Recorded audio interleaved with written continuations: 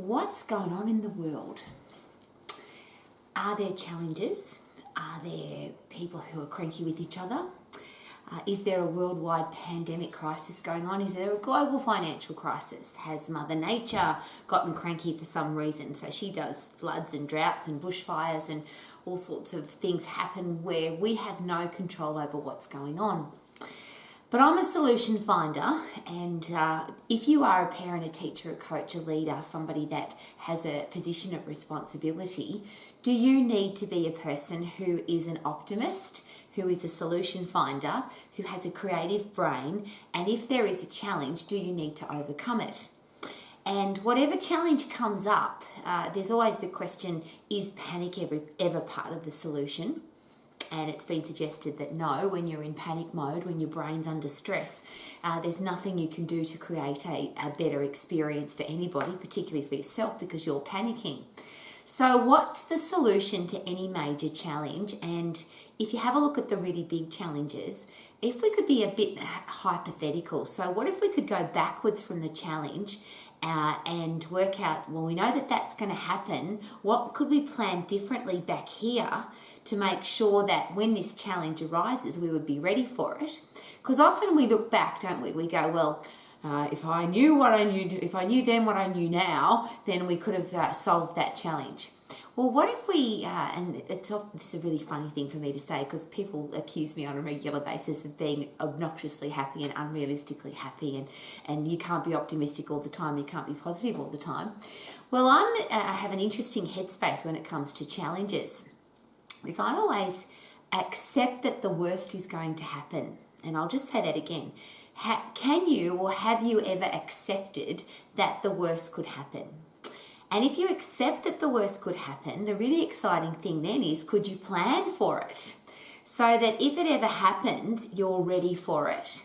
And from a critical thinking point of view, from a risk management point of view, if you're in business, could that be a really good idea? So we're back here, we look forward and we say, okay, what could go wrong? What could happen? What if we had a drought? What if we had a flood?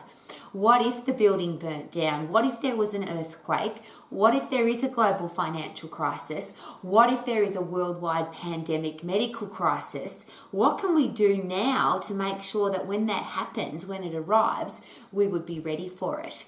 And it's an interesting, of course, it's an interesting question. It is hypothetical because most of the things that are happening to us right now, did we plan for them? Probably not. But there are some people who did. And that's why I love talking to people who are excellent in business, because people who are always thinking forward have that same philosophy as me. Accept that the worst could happen, plan for it, and then when it does happen, you're ready for it. Now, most of the time, the bad stuff doesn't happen. But if we look back now, and I'll use this if we're looking at 2020, 2021, 2022, if you look at that part of history, if you look at what happened in those years, what could we have done to plan for it? What could we do for future risk management, that if there is a worldwide global pandemic crisis where people are really sick or there is a risk of them getting sick, what could we do? And that's where I get really excited, because as an exercise professional, there are some really exciting things that we can do to help the entire world, and I'm talking big scale for a reason, because if I look back and say, well, what could we have done? Or if I'm here and say, what could we do? And I have the pleasure of being able to share with you that I have been doing that all of my life. We've had many worldwide pandemic medical crisis. And it's something that I have been looking at all of my life, been aiming to fix all of my life. And I would now love to, in hindsight and in foresight, be able to say, well, these are some of the things that we could do to make sure that the world is ready if it gets attacked by a virus, if it gets attacked by a horrible disease.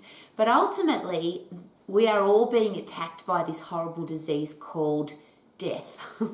We're all going to die. And I say that with a big smile on my face, and I say that positively and optimistically, because that's something I can't change. Life is a terminal illness. We're all going to die. When you talk about you only die once, well, that's true, but we live every day. So what could we do to make sure that we can bulletproof, we can plan for, we can make our human body ready to be able to handle anything that Mother Nature throws at us, that the world economy throws at us, that some horrible virus will throw at us? What could we do differently? And if we're going to plan for the future, what could we do differently to make sure that we're ready for it? And it's one of those things that I, again, get very excited about, because as an exercise professional, this human body that we live in, it is designed to handle stress. It's an amazing mechanism. When it's in peak, when your human body is in peak physical condition, when my human body is in peak physical condition, so all of the systems are working together, we have a body that is designed to handle stress. And of course, there's a reason for that, because number one, the human body is a survival mechanism. So the human body hasn't really evolved from we have to keep procreating, we have to keep making more people. So if we want to make sure that our species survives, we have to have mechanisms inside the body that if something happens, we can handle it. So that means we're really good at handling stress, we're really good at handling challenges, we're really good at handling anything that's trying to kill us or stress us out or do damage to us, because the human body's designed to survive. And I'm sharing that with you because what are we doing, or what should we have done? And we can't change the past, but what could we do for the future to make sure that our human body, that our kids' human bodies, that the world's human bodies are ready for any medical challenge that hits it, any stressful situation that hits it. And that's where I get, and I've got to be very careful, because I don't want to get into any political arguments. I'm not interested in fighting for one side or the other when it comes to whether or not the world is handling this worldwide medical crisis effectively. I'm just asking the question, if you were the president of a country, if you were the prime minister of a country, if you were the premier of a state, and you were responsible for the health and fitness of a large number of people, what would you do? And the first question I always ask myself, if I've ever asked myself that question, which I have, because imagine right now being in control of a country where you are responsible for millions, if not hundreds of millions of people. Public health is what we call it. What is the public health advice? If you were giving advice to the government, or if you were the government, what public health advice would you be looking for? What do we need to do to bulletproof our humans? What do we need to stress-proof our humans? What do we need to disease-proof our humans? What do we need to do to virus-proof our humans? And there may be a lot of argument about that, and it's easy again to look back and say, well, what should we have done? But here's a great question, without being political in any way. I'll just, as an exercise professional, this has been my career path. If a human body is really fit, and if a human body is really strong, is it capable of doing more than if we're weak and if we're frail and if we're unfit? And both parts of that, so mentally healthy, fit and strong, and physically healthy, fit and strong. So if I have a really strong immune system, is my body capable of fighting germs, bugs, viruses and diseases? If a new virus comes along that my body's never seen before, how does my immune system handle that? And we know that if you talk to, it doesn't matter which immunologist you talk to, or virologist, or epidemiologist, or cardiologist, or endocrinologist, any of the ologists will all share with us that the human body, if it's fit and if it's strong, is designed to handle challenges, handle stress, handle viruses and handle diseases. We have this immune system that, yes, if we, as we're growing up, of course, and we're in the dirt and we're playing with dog poo and we're putting our fingers in our mouth and we've got all sorts of millions and millions of germs that we pick up on a day-to-day basis. Everything we touch is dirty. Everything's dirty. So why don't we get sick all the time? Because the human body's designed to kill all of those germs, bugs, viruses and stop them from turning into diseases. And even if you pick up a horrible disease, if your body is fit and strong, is it possible that you are more capable of handling that disease? So as a leader, whether it's of a country or a community or a sporting team or a group of students, or you are a parent, what do we need to do to make sure that we are as healthy, fit and strong as we can possibly be, mentally and physically? And what do we need to do to make sure that the people that we are responsible for are as healthy, fit and strong as they can be, so that they can handle everything? And it seems to be, again, without being political, it seems to be that as a human race, we are relying on pharmaceuticals. We're relying on drugs. So whether it's depression or obesity or coronary heart disease or type 2 diabetes or Alzheimer's or dementia or any of the big killer diseases. And when I talk about pandemics, this hit me really hard in the face. I went to a medical conference. I was at one of the guest speakers, and the conference was about diabetes, which is type 2 diabetes combined with obesity. And it seems quite common that when people are obese, they also get type 2 diabetes because their body's broken from just dragging around too much weight. Everything inside the body gets broken. So all the human body systems break down.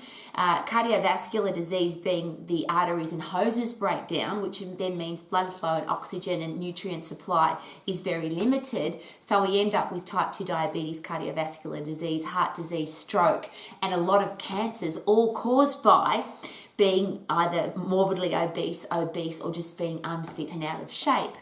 So what was interesting at this conference is there wasn't any argument about whether or not the human body should be strong. There's no argument about that. Everyone agrees that we need to be fit and strong. Everybody agrees that we need to have a body that is capable of dealing with all of that stuff. But what was really interesting is that none of the medical professionals were talking about prevention and cure.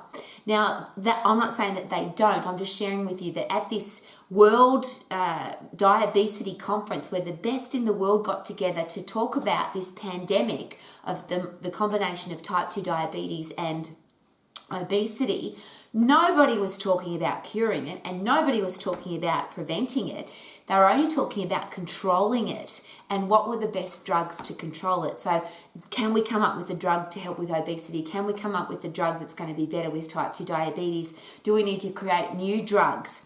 Of course, if you are morbidly obese or obese and then you're diagnosed with type 2 diabetes, is it possible that you walk out of the doctor's office and you've also got a prescription for antidepressant medication? Because how do you deal with that? Your body's broken and you could die soon. That usually comes along with a headspace that isn't very positive. So often when people are diagnosed with diseases, they also are given a prescription of some kind of pharmaceutical happy drug, some kind of antidepressant, some kind of chemical to put into their brain to try and make them feel less stressed, to be less unhappy. As an exercise professional, you can imagine that for me, that all of that sounds... and I'll rephrase, what if we didn't have drugs? What if there were no pharmaceutical companies? What if there were no interventions, chemical interventions that man had created? Is our body capable of being fit enough and strong enough and healthy enough to be able to fight those horrible diseases and, even more importantly, prevent them? Is it possible that if we're really fit and really strong, it's very unlikely that we will ever become overweight or obese or morbidly obese? Is it possible that we are less likely to get coronary heart disease, type 2 diabetes, osteoporosis, depression, cancer, stroke, Alzheimer's, dementia, those big long list of killer diseases?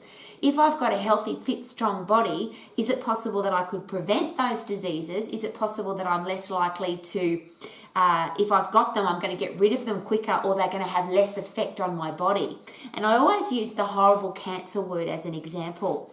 And as an exercise professional, one of the privileges that I've had in my career path is this is going to sound a little bit bizarre, but I've had a lot of clients who have been diagnosed with cancer. And some of them terminally, so yes, you've got 6 months to live or 6 weeks to live or 6 years to live. Interestingly, a lot of those people are still alive 16 years later, 26 years later, even though they were diagnosed with a killer disease. And that's always my question. Even if you are diagnosed with something, is it possible that you could still fight it? And the reason I use cancer is there's not too much argument now among the top experts in the world that a body that is healthy, fit and strong is less likely to get cancer, and the number is around about 80% of cancers are caused by lifestyle. So we're unfit, we're unhealthy, we eat crappy food, we drink too much, we take drugs, we don't look after ourselves, and so our body breaks down, our immune system breaks down, which means we're more likely to get at least 80% of the cancers in the world right now are preventable if we were healthy, fit and strong. I think that's really interesting. The other side note to that is I have ultimate respect for medical professionals, the people who dedicate their lives to keeping the human race healthy. But wouldn't it be nice if they could invest their time with the people that have medical challenges that we have no control over? And I put that into perspective. If 80% of people that get cancer or coronary heart disease or type 2 diabetes or osteoporosis or depression, if 80% of those people, and I take that number, I use that number very carefully, because the other number that's given to me on a pretty much daily basis from medical professionals is that at least 80% of people that are in hospital right now are in hospital due to inactivity or a body that isn't healthy, fit and strong. It's stuff that's in our control. So I'm going to ask that very personal question again. If you are a parent, a teacher, a coach, a leader, responsible for people, what are we going to do to keep them out of hospital? Because I would like our medical professionals, our top level doctors, the people that study how does the endocrine system work, how does the heart and lung system work, how do muscles and bones work, orthopedic surgeons, psychiatrists, psychologists, wouldn't it be nice if they could dedicate their time to the people who really need their help, not the ones that shouldn't be in hospital because they didn't look after themselves, but they could invest their time in the people that have no control over. So yes, there are some cancers that, for God, I don't know why people get them. Little children with cancer, how do you even explain such a horrible thing? But that child needs somebody that can focus on their challenge. But a lot of oncologists, for example, cancer doctors, have to focus on this 80% of people that shouldn't even be in hospital. They're in hospital because they didn't look after themselves. And the reason I'm so passionate about that is, what can we do as leaders, as an exercise professional? I've been banging on about this every day of my life. I want people to be fit, and I want them to be strong, and I want them to be mentally tough so they can handle all of that stuff. If you get diagnosed with something as horrible as cancer, is it possible that if you are initially fit and strong, that you'll be able to fight that thing? You'll be able to do one of two things. You won't have to have radiotherapy or chemotherapy. And if you do, you can have larger amounts of it because your body can handle it better. So you'll recover from your cancer quicker and it's less likely to come back. Now, that's not argued anymore. A fit, strong body is less likely to get cancer, but if it gets sick, it will recover quicker and it's less likely to come back. So if we then apply that to an unknown virus, if we apply that to germs, bugs, viruses and unknown diseases that a virus can cause, is it possible that if we have a really strong immune system and we have a really strong, fit, healthy body, that we'll be able to handle all of that so much better?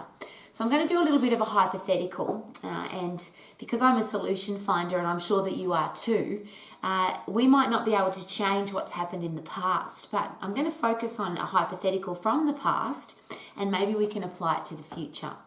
So what if 10, 20 years ago, we were told that sometime in the future that there would be a worldwide pandemic virus crisis? I mean, you put all those words together and it creates fear automatically. And the challenge, of course, is that stress is one of the biggest causes of diseases, because when your body's under stress, if you don't fight the stress, get rid of the stress, if you're not fit and strong, those horrible chemicals that are used for fight and flight, we need them. But if we're not fighting and flighting, those chemicals just circulate through our body and cause dis-ease. I'm going to say that again. If you don't disperse the stress molecules, if you don't get rid of cortisol, epinephrine, adrenaline, and use them as movement drugs, they then float around our bloodstream, or I'll rephrase, high blood sugar levels, high blood fat levels, high blood pressure, high heart rate, stress that hasn't been dispersed now puts our body into a state of disease.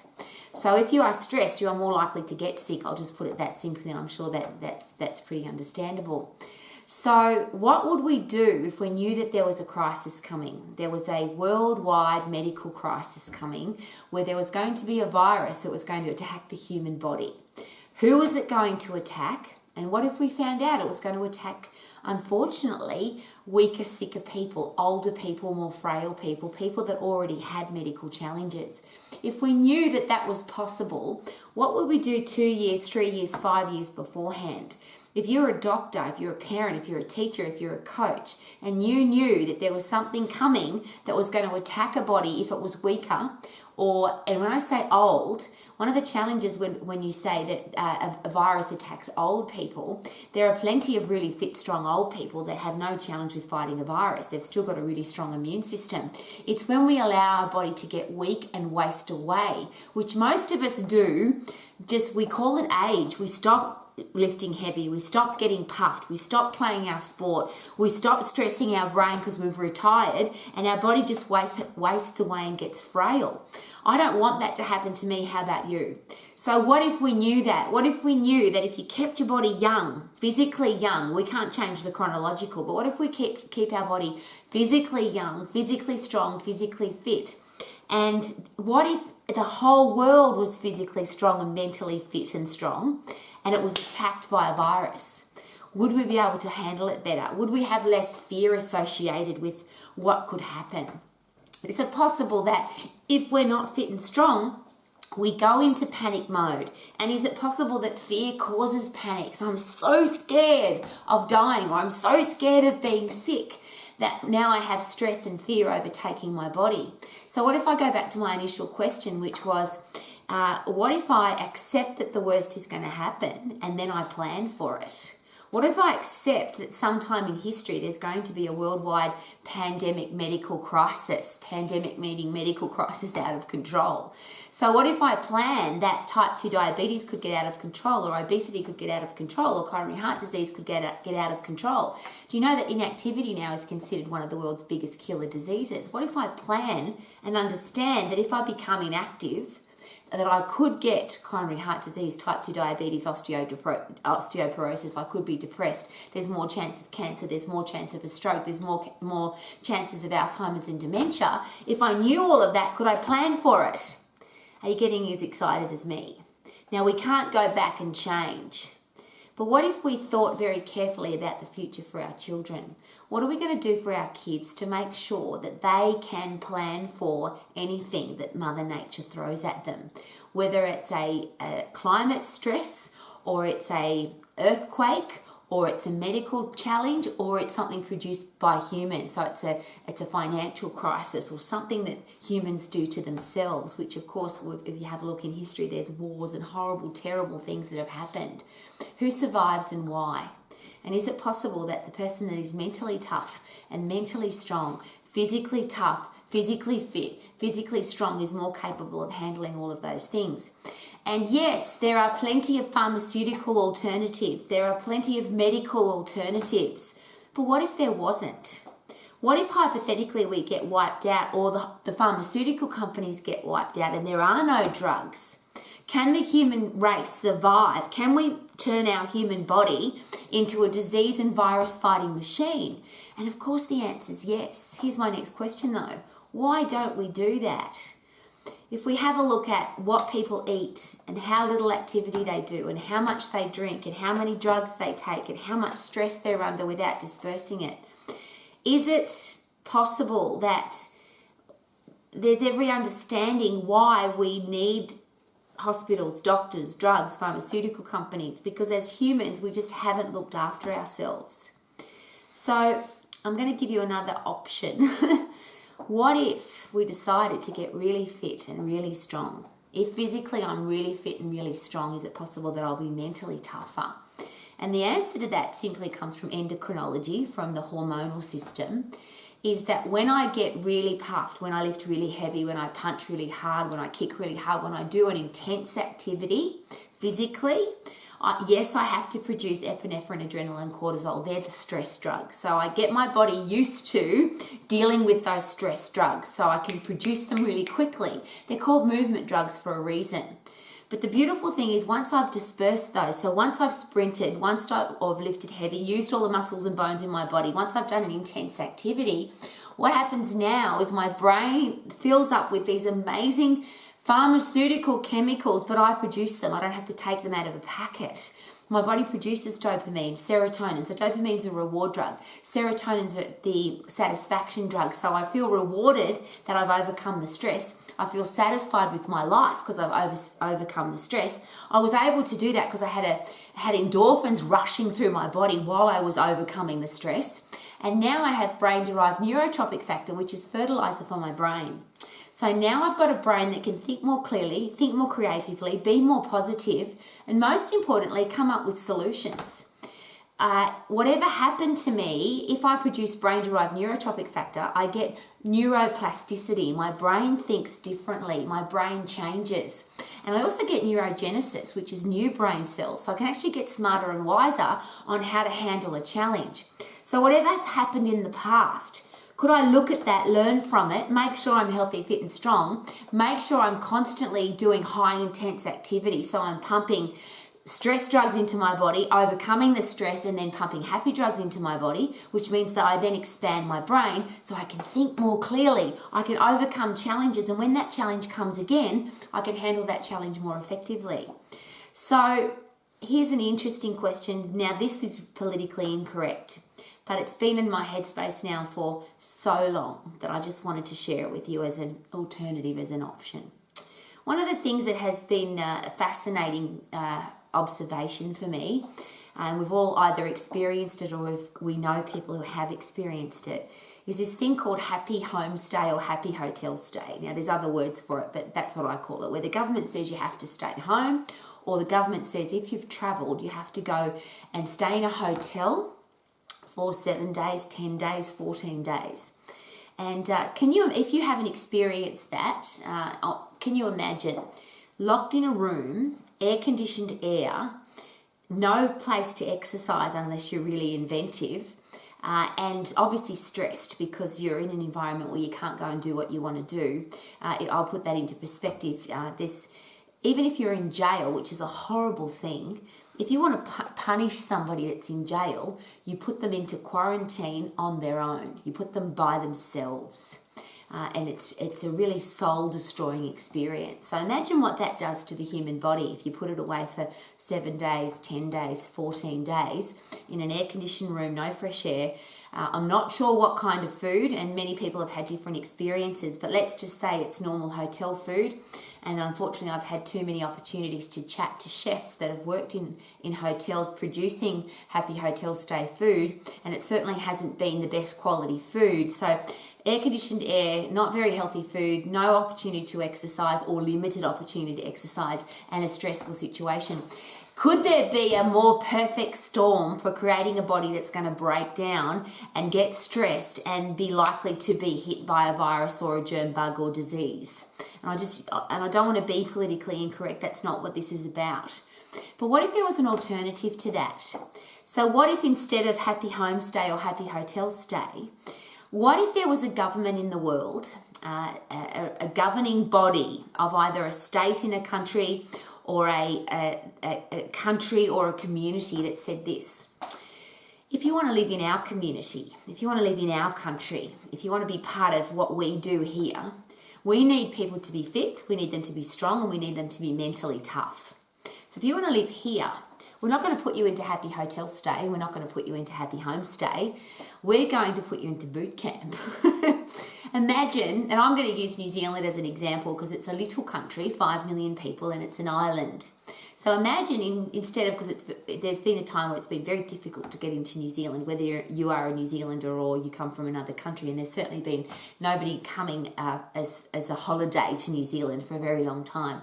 But imagine this. Imagine that instead of having all the different kinds of testing that we're doing, and I have no argument about whether that's right or wrong, I'm just sharing from my heart to yours, what if this was an alternative?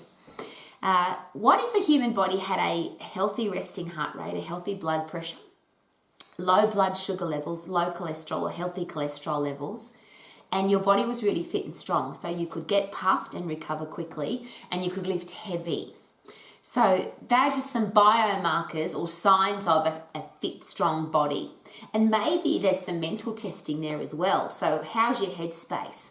And there are psychologists and psychiatrists who could really design some excellent tests on how mentally tough we are. So imagine to get into a country, into a community, into a state, instead of going into happy hotel stay, you went to boot camp.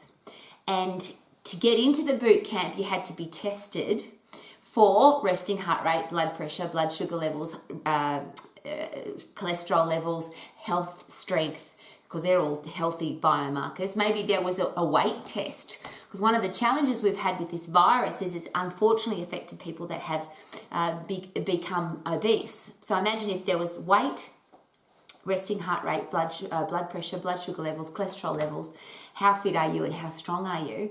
And you had to go to boot camp, and you couldn't come out of boot camp until you were healthy, fit and strong. But in that boot camp, it was outside, fresh air, sunshine, activity, exercise, high intense puffing exercise, high intense activity from a lifting heavy point of view. So you had to get strong. You had to prove that you'd gotten stronger. You had to prove that you'd gotten fitter. You had to prove that you could handle stress, because maybe you were put in, and I'm thinking of some of those reality television shows where they put you under stress and you have to survive. Imagine if you couldn't come out of that camp until you could prove that you had really healthy resting heart rate. So you had a low resting heart rate, you had a normal healthy blood pressure, you had low blood sugar levels, low cholesterol levels, you were really fit and you were really strong, and you were mentally tough. And you couldn't come out of there until you could prove that, which means you could now come in and live in our community, because in our community, we're not going to discriminate against anybody. We love everybody. We don't care whether you're tall or short or old or young or fat or skinny. We don't care. All we care about is that you're really fit and you're really strong, so that if a challenge comes into our community, if a challenge comes into our country, we're all capable of handling it.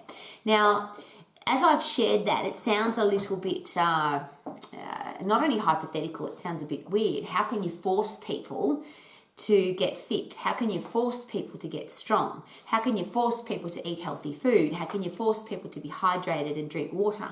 How can you force people to lift heavy things and get strong? How can you force people to do anything? Well, if history's taught us nothing, we now know that people can be forced to do a lot of things. And what if we focused on different forces? What if we were actually forced to prove that we were healthy, fit, strong humans?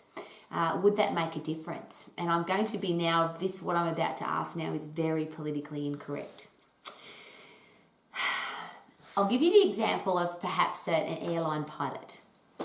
A person responsible for 200, 300, 400 people at a time. You've got to take 400 people and your team up 40,000 feet in the air and take them to another country or to another city in a country. And you're responsible for those people's lives and the running of that aircraft.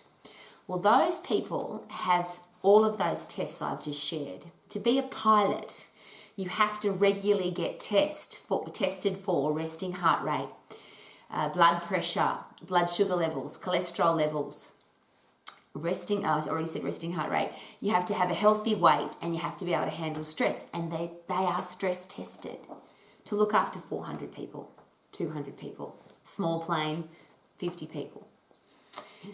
Should we demand that of our politicians? The people that are running the countries of the world right now, the ones that are making the really big decisions about finances and health and hospitals and education and freedom. Those people, should we demand of our politicians that they have to prove to us that they have a healthy headspace and a fit, strong, healthy body, so that they are not responsible for 400 people, they are responsible for 4 million or 14 million, or in some countries 400 million people. So is the person running your country, the person running your government, person running your state, do they have a healthy resting heart rate? Do they have healthy blood pressure? Do they have low blood sugar levels? Do they have low cholesterol levels? Are they really fit? Are they really strong? And can they, or have they been stress tested to prove that they can handle pressure and handle stress without panicking? That's a very politically incorrect question. But what an interesting question. Because one of the interesting things I was taught as a very young girl is that if you go into politics, if you go into government, you are called a public servant. It is your responsibility to serve the public, to look after their health, to look after their education, to look after their well-being, to make sure that there are police and ambulances and finances to run the country and good education and doctors and nurses and all of the infrastructure to make sure that the public is safe, that the public is healthy. And we hear it, public health measures, public safety measures, rules and regulations to make sure that everybody is safe. Because when you're in politics, you are a public servant. So should we be able to, if not demand, should we at least be able to ask our politicians, if you're going to control what happens in our country, do you have the mental toughness, do you have the physical strength and toughness to be able to handle what you are required to do? And I'm going to be now very harsh. If you look around the world right now, if you have a look at most of the leaders, not all of course, but most of the leaders that run the world, I'm not sure how well they would do in arresting heart rate, blood pressure, blood sugar levels, cholesterol levels, stress test, just pure health and fitness and mental resilience. I'm not sure they would do so well if they were put under that test, if they were put into that situation. We do it to our pilots though. They're looking after 100, 200, 300, 400 people, and they have to prove that they can handle, that their physical body can handle the stress of looking after that many people. Should we be able to demand that of the people that are supposed to be looking after us? And instead of using pharmaceuticals and instead of using medical interventions, what if, hypothetically, they weren't available? What would we have to do as humans to make sure that we are fit enough and strong enough and tough enough mentally to be able to handle any challenge that Mother Nature throws at us, that the government throws at us, that the world throws at us, and that our own personal lives throw at us? Are we fit and strong enough to handle tough personal relationships, a financial situation in our lives? What if our house gets burnt down? What if we lose our job? What if something terrible happens in our life?